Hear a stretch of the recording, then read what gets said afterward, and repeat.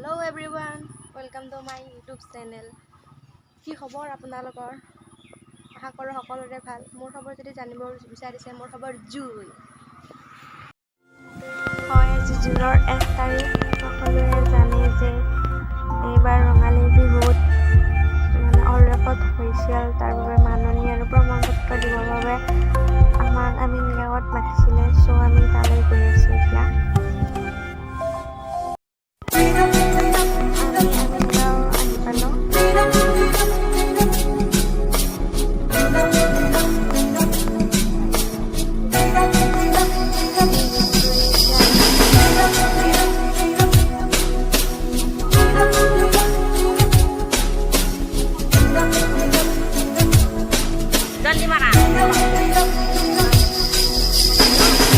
অচিনা দেশত আছিনা তুমি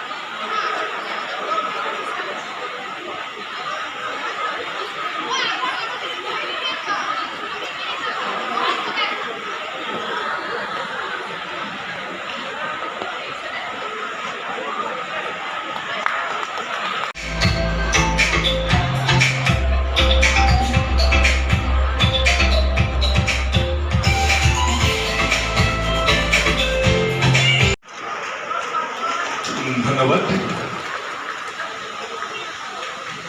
কৰিবলৈ সিদ্ধান্ত লৈছোঁ। অহা 14 এপ্ৰিলৰ দিনা গুৱাহাটীত 10,000 পৰা 15,000 ঢুলীয়া আৰু নাচনীয়ে একেলগে বিহু গীত পৰিৱেশন কৰি আমাৰ অসমৰ বাপতি সাহোন বহাগ বিহুৰ সেই পৰম পবিত্ৰ দৃশ্য আমি ৱৰ্ল্ড ৰেকৰ্ডত সন্নিৱিষ্ট কৰিবলৈ আমি প্ৰচেষ্টা আৰম্ভ কৰিছোঁ। আমাৰ বাবে গৌৰৱৰ বিষয় যে এই বছৰৰ 14 এপ্ৰিলত অসমে ঠিক সময়ত বহাগ বিহুক বিশ্বৰ দৰবাৰলৈ লৈ যোৱাৰ বাবে সংকল্প গ্ৰহণ কৰিব।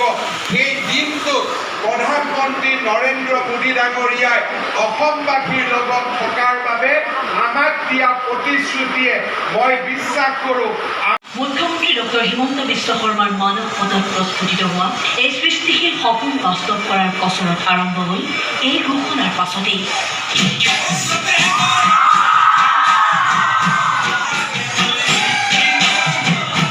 অনুষ্ঠিত হ'ল প্ৰশিক্ষকৰ প্ৰশিক্ষণ।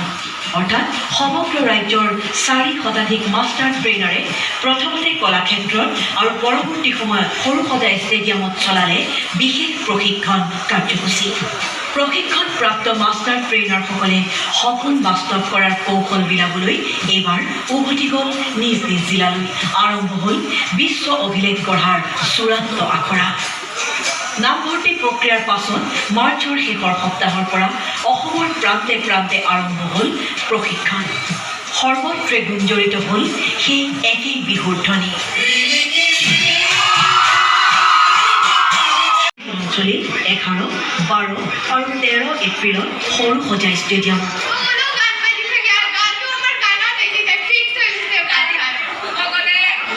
মুখ্যমন্ত্ৰীয়ে প্ৰতিদিনে অনুশীলনস্থলীত উপস্থিত হৈ শিল্পীসকলক উৎসাহিত কৰাই নহয়, সুদৃঢ় কৰিলে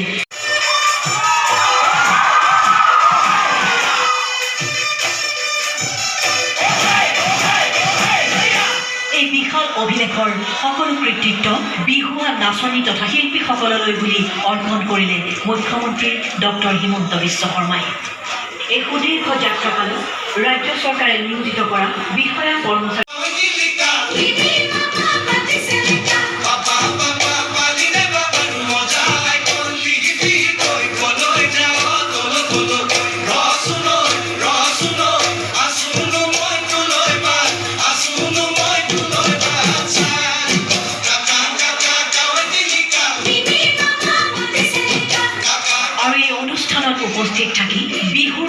তাল মিলাই সম্পূৰ্ণ 15 মিনিট সময় থিয় হৈ বিহু ছন্দৰ লগত মিলাই হাত তালি বজালে দেশৰ প্ৰধানমন্ত্ৰী নৰেন্দ্ৰ মোদীয়ে।